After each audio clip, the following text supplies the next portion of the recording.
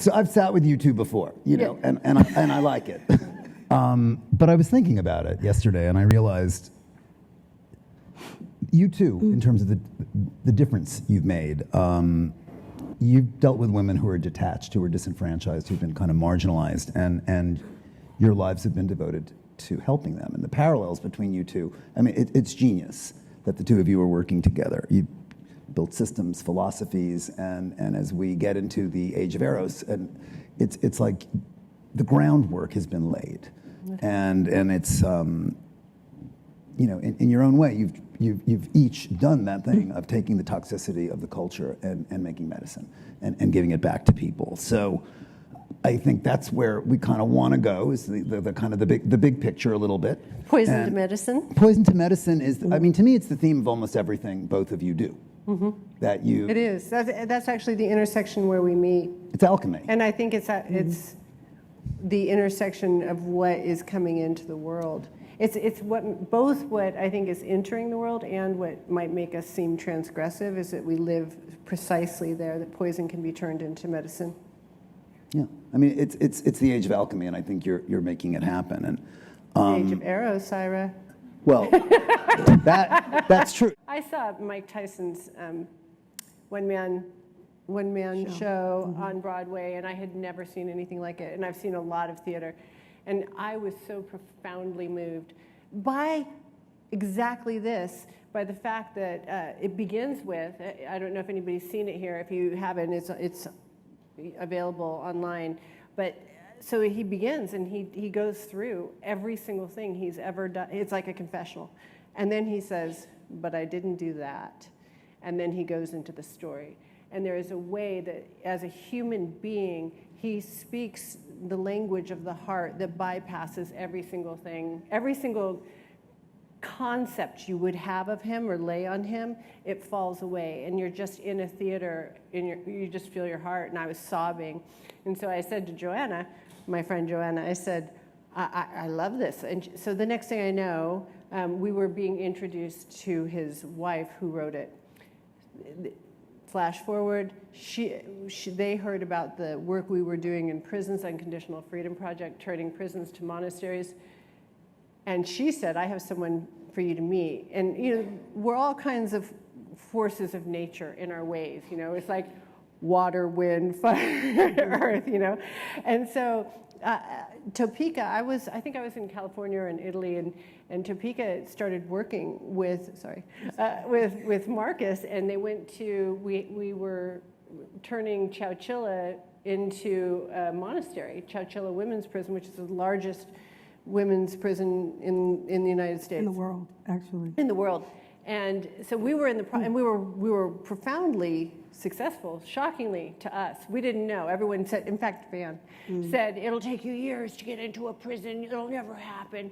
And it just so happened, we called them and said, we have this idea. And they said, can you start tomorrow? Which we weren't anticipating. So she was working inside of it.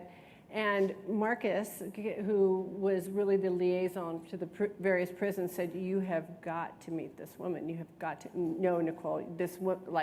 Really, you have to meet this woman. And so there's a way, you know, I think women who have a certain kind of power, and we'll talk about that, can feel each other before meeting each other. And so it was probably a good year and a half of.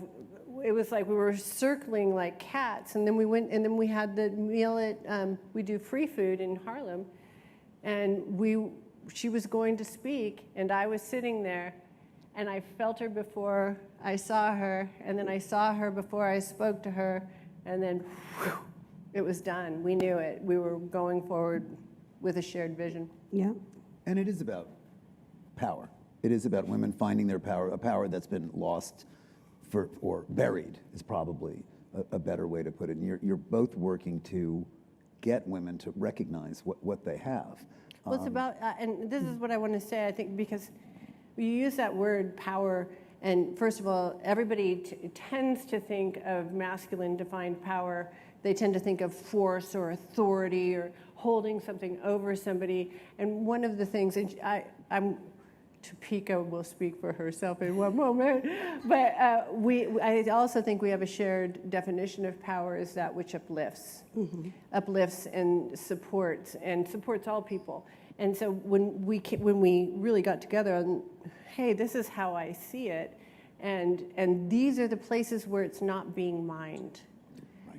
And so it's not being mined in prisons. It's not being mined in a lot of areas of women of color. It's not being mined in women who are in recovery. It's not being mined in women. And so, and we women tend to have so much power, but we don't know it. It's like not being able to see your own eyeball. And so a lot of what we do is just simply reflect back. No, like we hold up the mirror. This is the mirror of your power. You have it. And then affirm it. And then lo and behold, women come into it. It's nothing you actually have to train into a woman. Do you want to add to that at all? We can move on to the next question. Okay. I feel like she said it all, you know. The two of you also share the word conspiracy, which, I mean, you were taken down by a conspiracy. I mean, I have this whole thing, conspiracy to me, it's like the end of law began with the idea of conspiracy and taking people down for it. So you got taken down on conspiracy charges for stuff that didn't exist. And you're being accused of a conspiracy of something that I think we can't talk about anyway.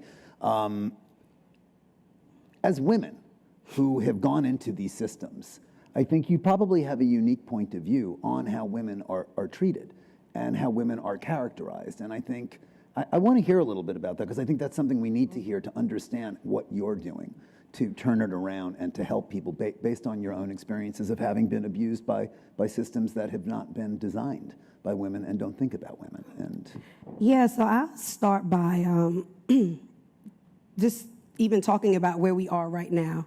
I said I had a fun fact, and for a few people who were here the other day when I had a talk, actually, this is the second time I've been here in over 40 years. So I used to run these halls. That piano over there is where I had my first piano recital. That room up there is where I had my piano lessons with Fema Farberg. My dance classes were downstairs with Miss Rhymes. And so this is like so full circle moment for me, and to be the second time that I was here and, learned how to read and write music and classically trained in piano and all the things. It's just really, really surreal. So I wanted to start there. But it speaks to like journeys, right? And where we may start is not necessarily where we end up, right? But if you are moving in your divine, you'll end up where you're supposed to be. And so I think that speaks to what you were saying a minute ago, just about how we found each other, right? And knowing each other's energy. And to speak about like the criminal legal system, incarceration, women in community, we work with a lot of women who are actively fleeing domestic violence, girls aging out of foster care, all these systems of violence that so often you are told who you're not and what you can't be. And you're often broken. That's so good. Right? Go ahead.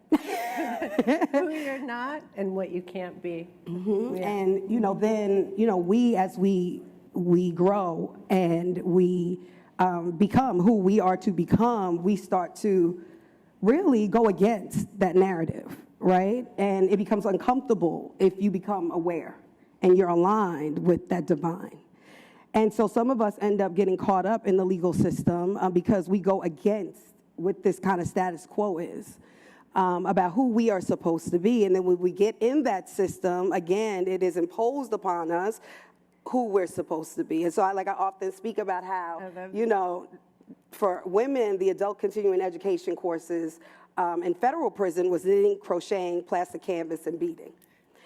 And it felt really like home ec. That's funny, you guys. Right? No, it is a funny thing because it's like you're trying to train us on what you feel we're supposed to be. And so many of us have already gone through this system, conspiracy, whether one person has to say that you've done it, and then that means that you've conspired to do it. And they don't need any evidence. just a witness. And oftentimes, because people don't have resources, they don't have money, opportunity, and they don't know the legal system, they end up just pleading out, which is why 95% of all people who go or who are charged are convicted because of their own doing, right? And then you get in there and then you realize while there, wait, why am I even here?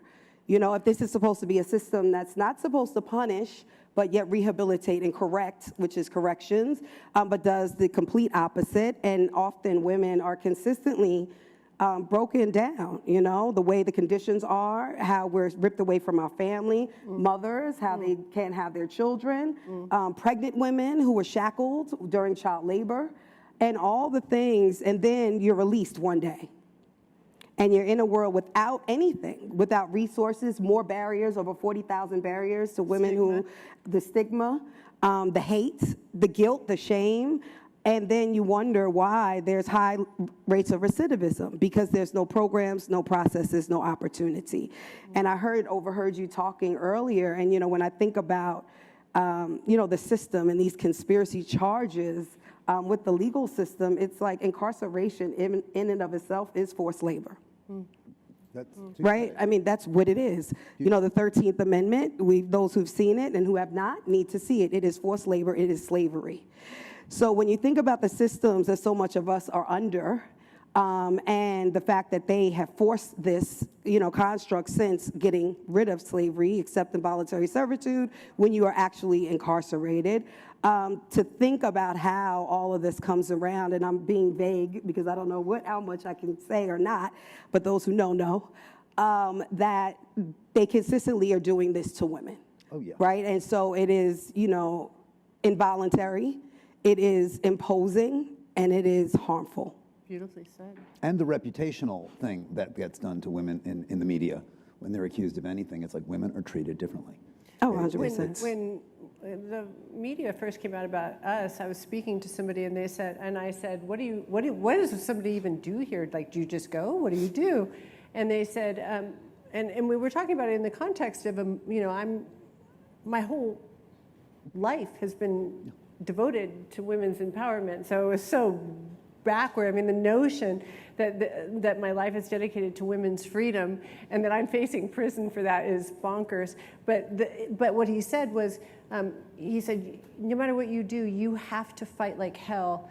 And you have to consider the fight for the movement, because it's so baked in that everybody assumes you belong in prison because you're sexual. They don't care about the details. They care about the fact that you wore a sexuality, and so that's the presumption. And so then we were talking a few weeks ago, and I think you asked a question about, you know, women in prison and women, and you know, what do you see there? And at that time I said, you know, women in prison is just a physical analog for the state of woman.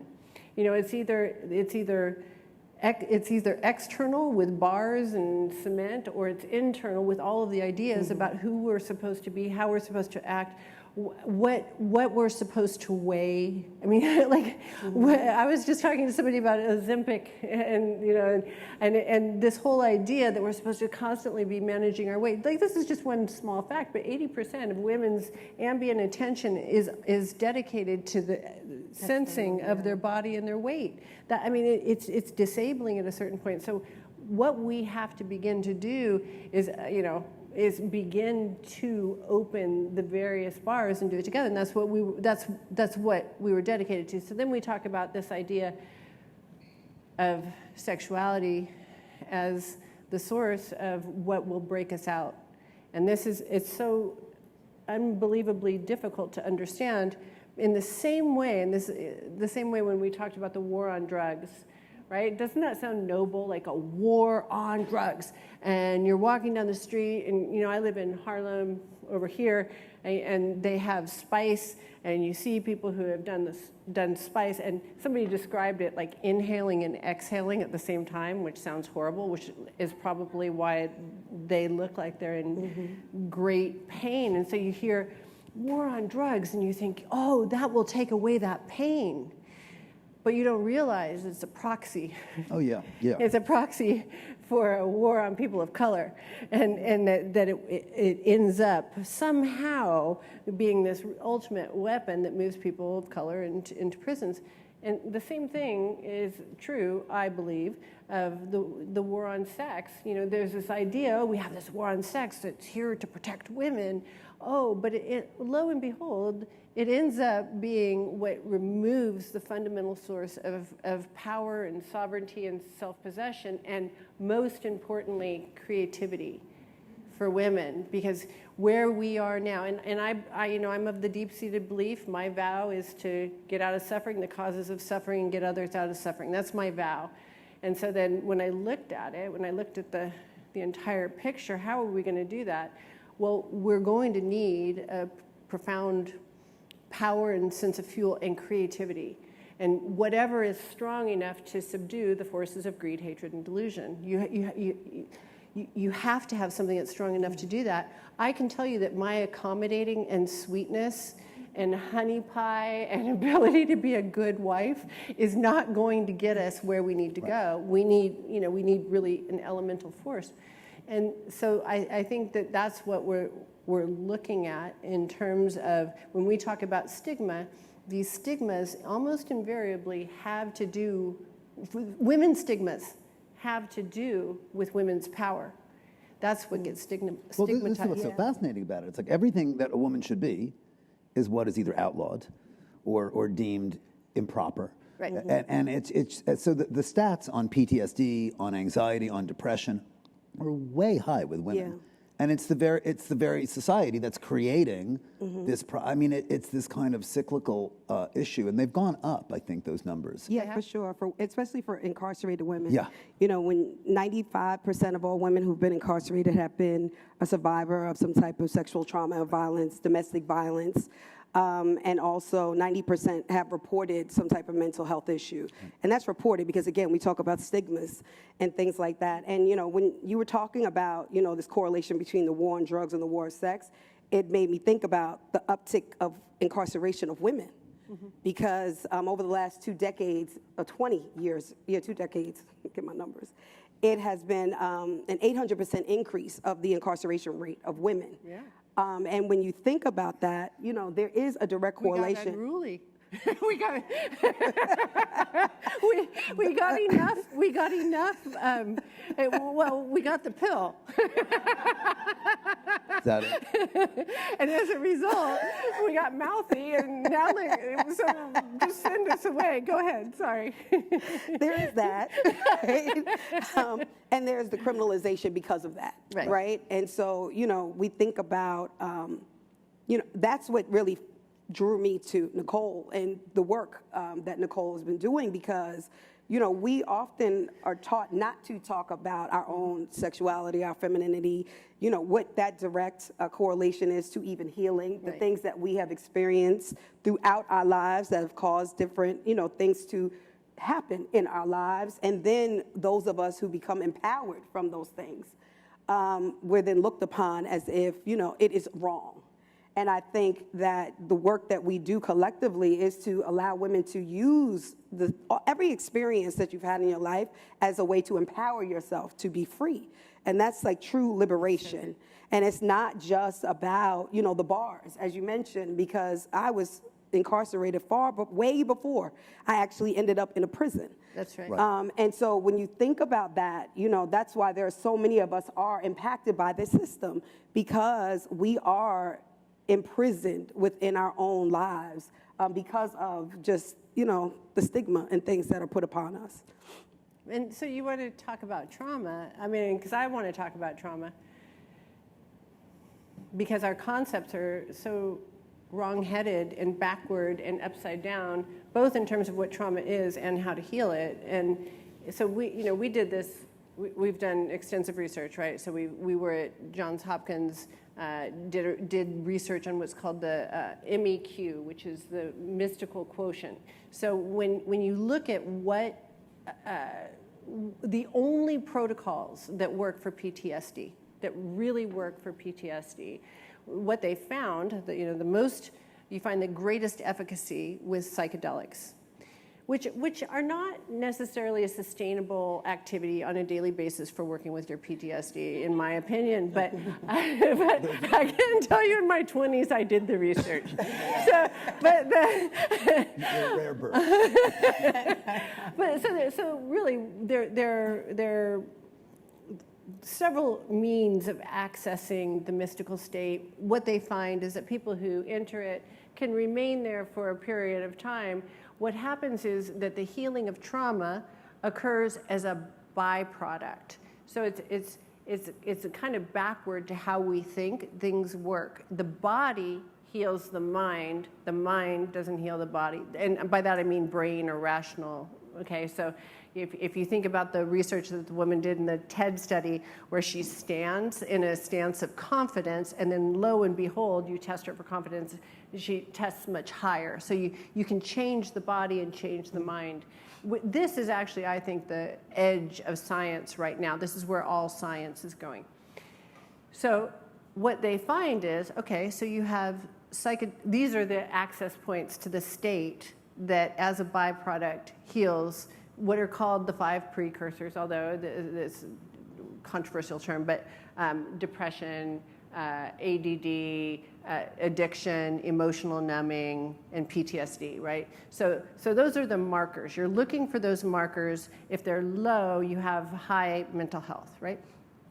And what they find the most,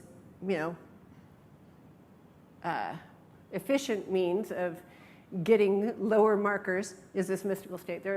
You can access it through psychedelics on this side, flow state, which would be freestyle sports, which also can be, like if you're trying to heal your PTSD and you have to go snowboarding every day, you can have some broken bones. So these, they're rapid access, but they're dangerous, we'll say. Then there's yoga and meditation. These are fantastic. I mean, they're guaranteed age-old ancient wisdom and slower than molasses. So, but you get results. It's just, as my Drupon says, you want to get people out of suffering as quickly as possible. Mm-hmm. That's the aim. You want to get people out of suffering. And right now, we're in a time, I would say, if you look at the news, that it seems to be, and I don't know, I wasn't alive necessarily that I remember in other times, it seems to be a time of heightened suffering. So we want to get people out of suffering as quickly as possible. So these are incredibly efficient and safe, but slow. These are a little bit dangerous, but move at a great pace, right in the middle. Right in the middle lies sexuality. Well, orgasmic meditation. I mean, the thing that is doing it for people, right? And it's just, that's what they're going after your health. They're going after the sexuality. They're going after everything that is stopping you and everyone else in your gender from achieving something that is getting close to enlightenment, comfort, whatever words you want to use, because it is a representation of sexuality and it's a representation of freedom. What happens is... I would say what it is it's putting the power in women's hands.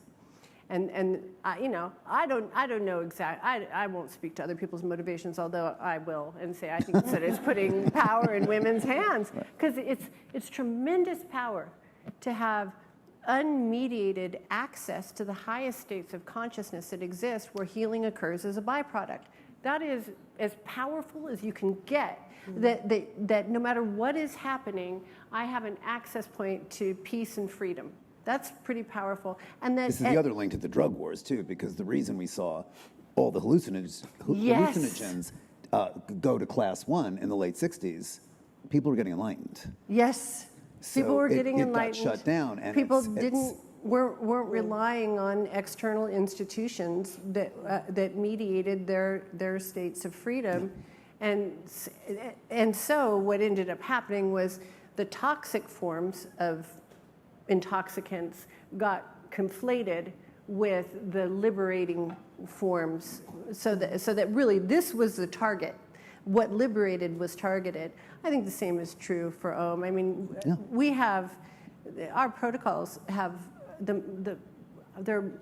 so if right now psilocybin is considered the most effective way to deal with trauma or to work through trauma. We test higher than psilocybin. Right. We test higher than a 30-year practitioner of Tibetan Buddhism. We test, and in a sustainable way that transforms the brain itself to aim toward positivity rather than negativity. That is a big thing. You know, you hear in a lot of the trauma circles, you hear the word resilience.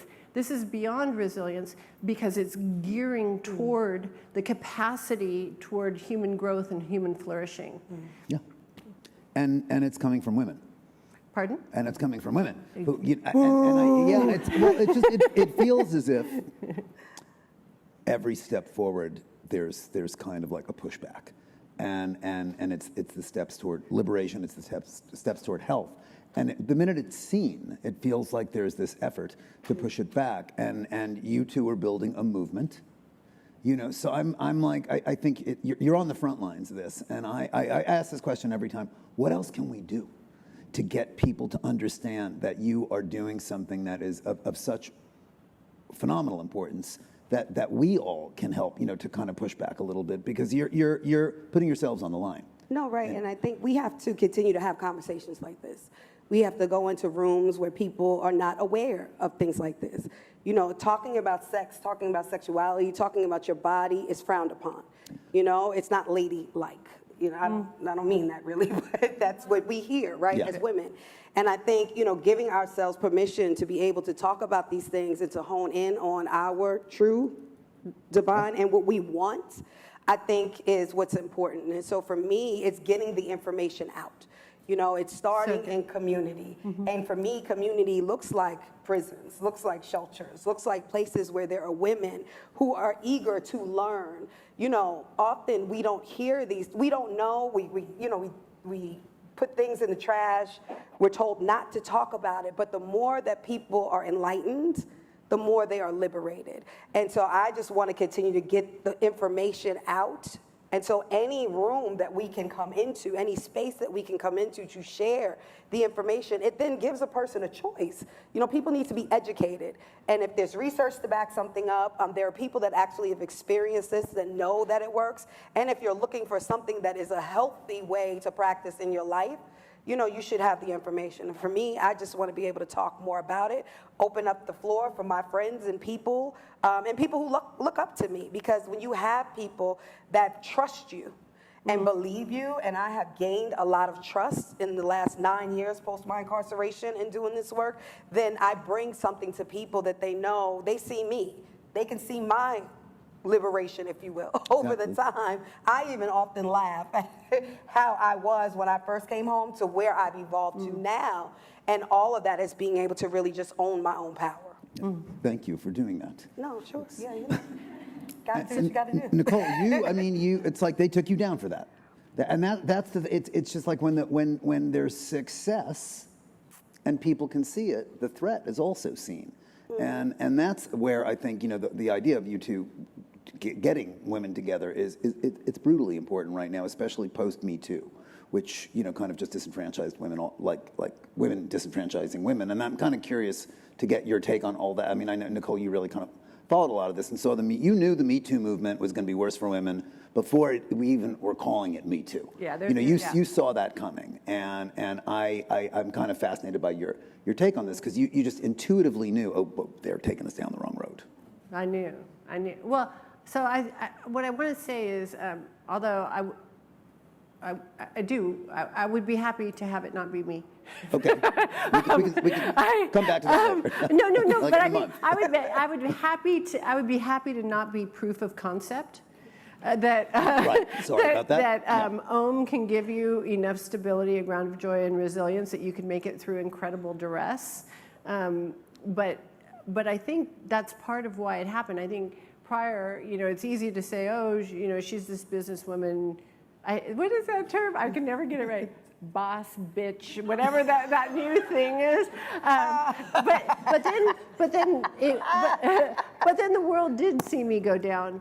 And then they saw that I had the capacity to stay with it, stay happy. That's the thing, really. And I don't mean like happy. I'm not that. Trust me.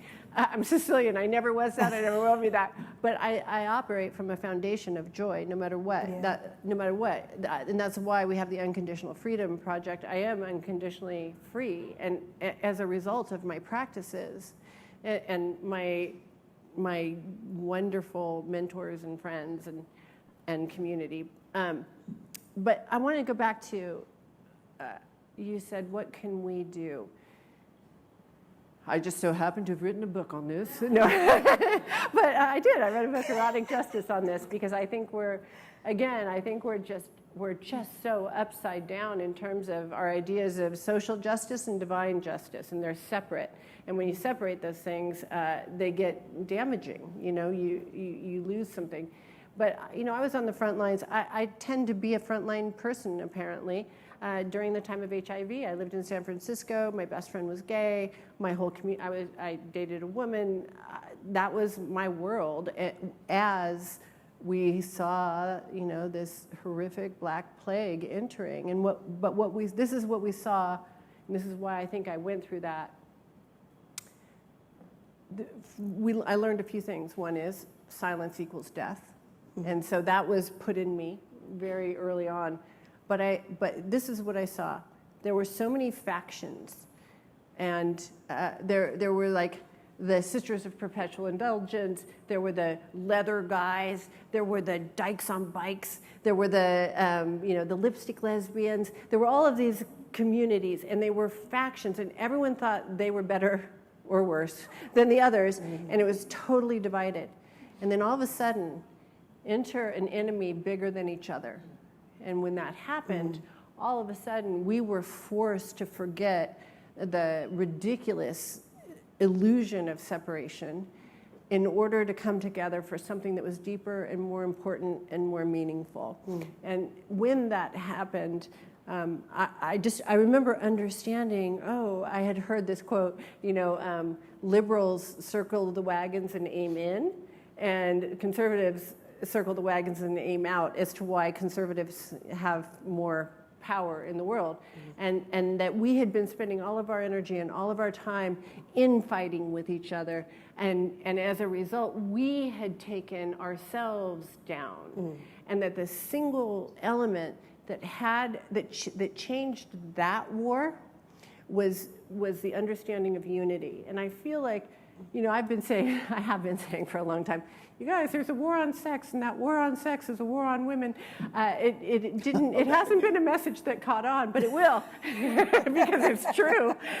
And that when women, our sexuality has been colonized in such a way that it has been appropriated for purposes of that aren't beneficial to women, or the world. And that's what I'll add.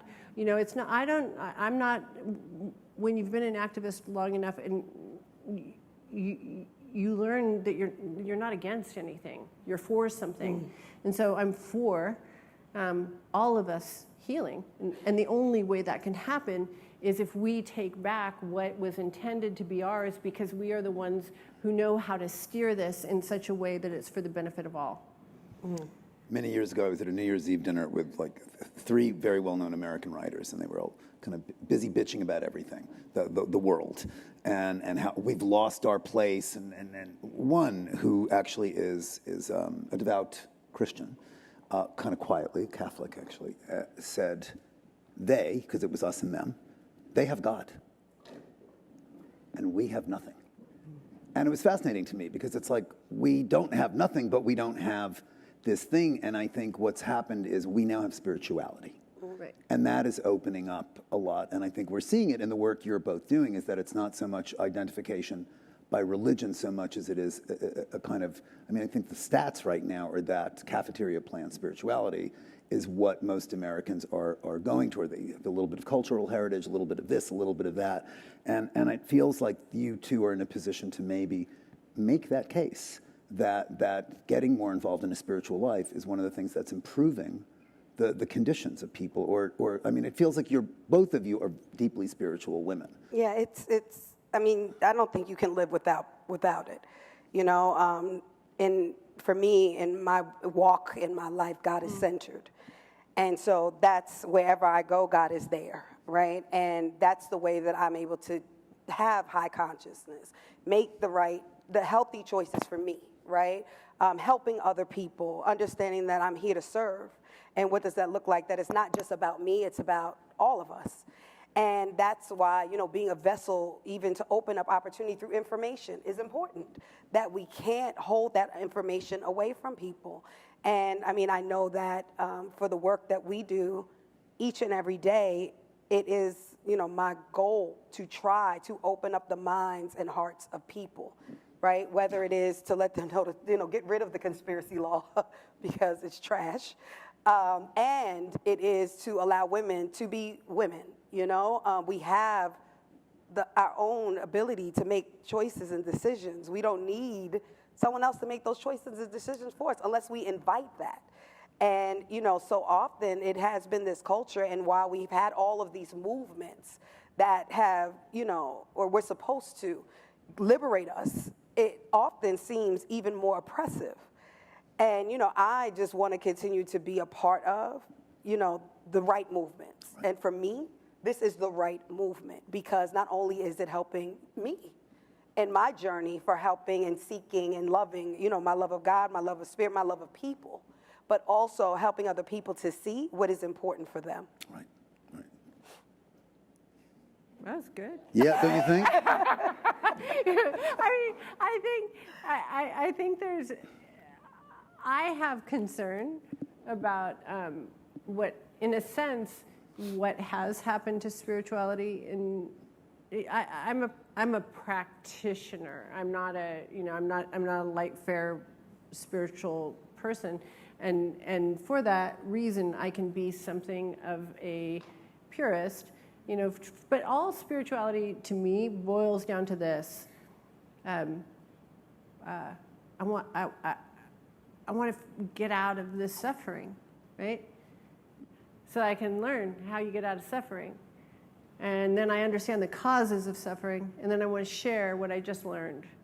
And then, lo and behold, what I just learned is that the cause of suffering is that there's some false notion that there's just me over here and you over there, and that these are not interconnected in all ways. Like it's not. It's very simple. And so then it doesn't matter, so much.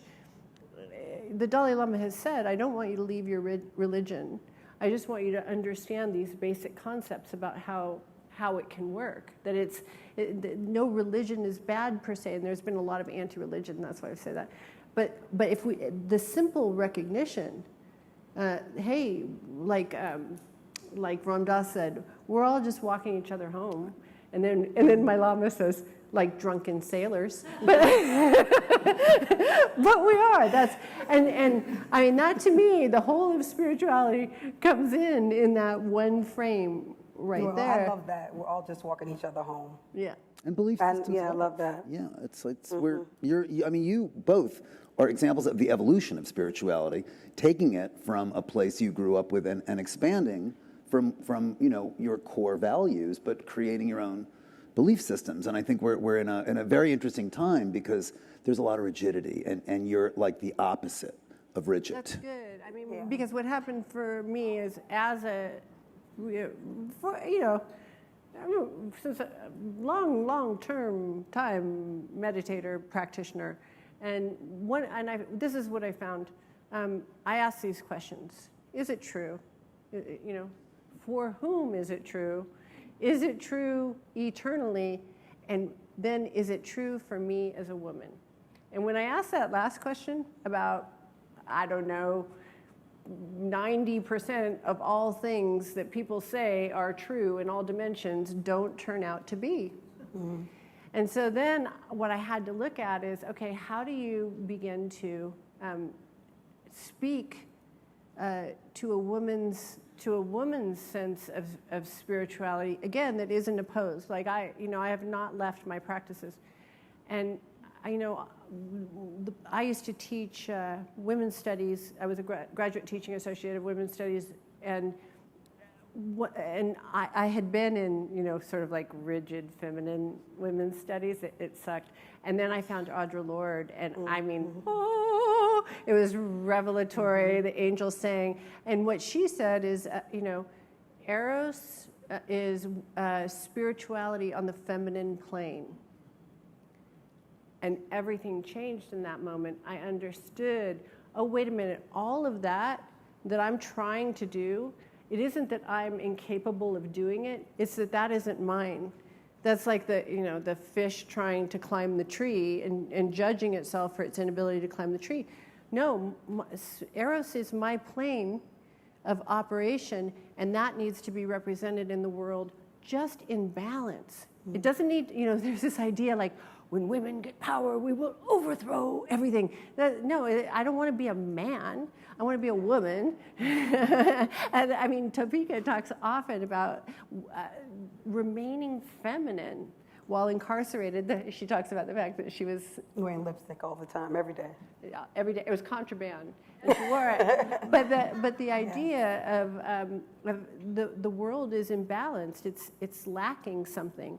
It's like in the time of scurvy, nobody knows why their teeth are falling out. Nobody knows why their resilience is falling out. Nobody knows why there's this sort of malady, and then they discovered with scurvy, oh wow, look at this. The sailors who ate limes didn't get it.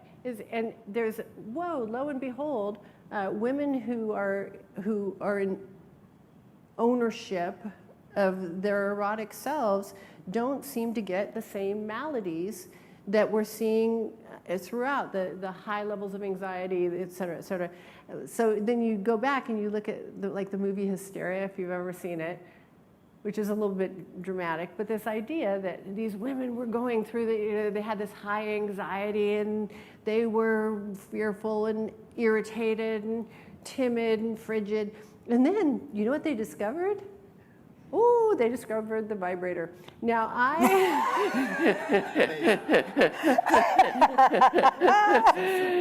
want to say, I have to put it out there, that there are far more effective means than a vibrator, Om being one of them, having your sexuality in a practice.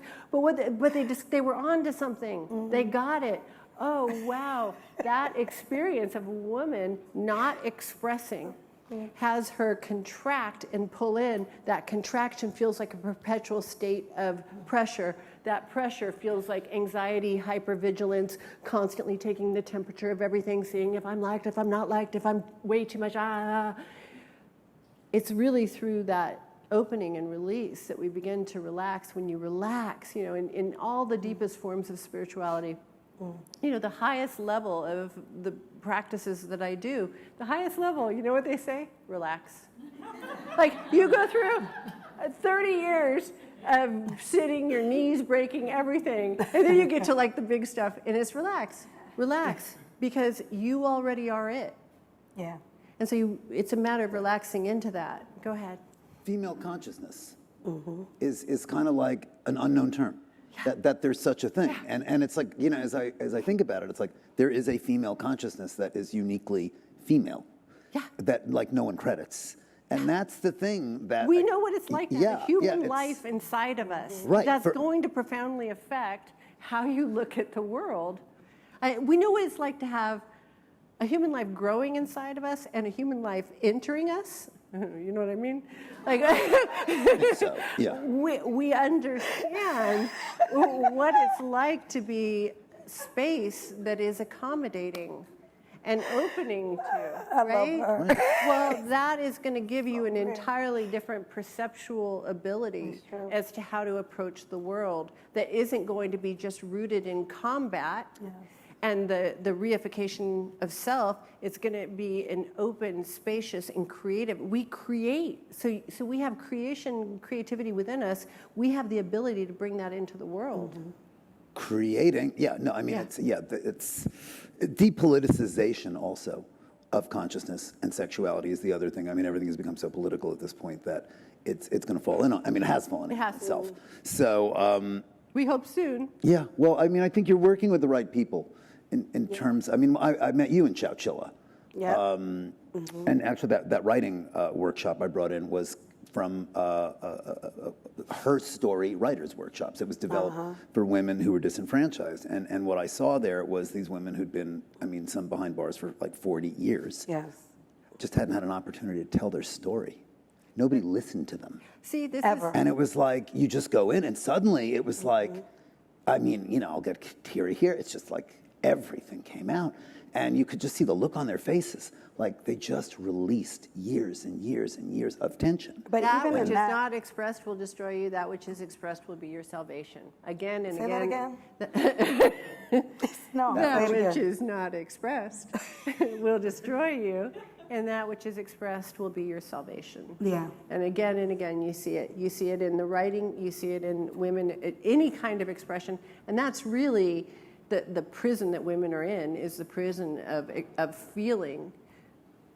I don't know. I don't like the word right, but feeling that we can express in our native way of creativity is the prison that women are locked in. Go ahead. No, yeah. I was thinking about when you were talking about those women in Chowchilla. I went in after that, and it was with the juvenile lifers. So they had been in there 45.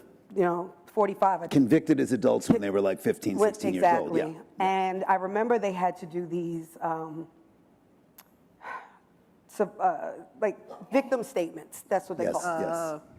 And it made me so uncomfortable because it was so heartbreaking to see them try to apologize for something that they've already apologized with their life for the last 30 years. One moment. Something they already apologized for with their life. That is strong. So to see them go on a stage in front of the room full of people, to share this statement to someone that has since passed. Like literally she was crying, and you can see how uncomfortable she was, and like I could feel the little frog in her throat, you know, and I was speaking right after her. And I went up there and I said, I don't know if they'll invite me back, but I said, like, she doesn't need to do that. You know, I said, I was convicted of a drug conspiracy charge. I don't know who actually took the drugs that at one point I might have sold in my life. So I can't find a particular person to apologize to and say sorry to, right? All I know is that when I've asked, you know, my God and, you know, my Creator for forgiveness, I was forgiven and I kept it moving. And for her, I said the same thing. Like, you should not feel that you're liberated because you're standing here to a group of people who actually is not the deceased or even the deceased family. To say and give it, and they, you know, the officers, a few of them afterwards thanked me because you could tell how uncomfortable every single person in that room was. And if writing is supposed to be so liberating, and if this is supposed to be a healing opportunity or exercise, why was it so painful to watch and to be a part of? It made me uncomfortable to see the pain that she was in, reliving something from, I believe she was 15. And so, you know, when I think about the things that they use, which are great tools, writing is an incredible tool, storytelling is an incredible tool, but how that is also used and manipulated against appropriate, great. Weaponized. Mm-hmm. Keep going with the words. Yes. They're great ones. Appropriated, oppressed, weaponized, used, misused, mistreated, abused, all of the things. And yet you don't want to give the appropriate information, tools for women to truly be liberated is incredibly harmful. And, you know, is a conspiracy in and of itself. That is, you know, one of the things that we were just talking about this morning, we're doing a, you know, practice series with our Drupon, and one of the things he was talking about is, you know, in India, they begin school with the tools to discover who you are and how reality works. We do everything we can to disguise it in school, and the things that we put as important have nothing to do with discovering who you are, how you work, how you function in reality. And this is exactly what you're saying. And that was, in fact, that was one of the questions I had when we were developing Prisons to Monasteries was what the story is, I have a Zen priest friend, and we were talking about the fact that, prisons don't have to be, there's one clique in prisons that make them prisons as opposed to monasteries, because they have the exact same circumstances, right? Your food is brought to you, your schedule is set for you, you have a lot of solitary time. But the tools aren't given for how to transform that time. And my friend Jay is here. He does the work in the prisons. He's a former shot caller, and he talks about when you're in prison, all you have is time, right? Mm-hmm. But what if you had time and tools?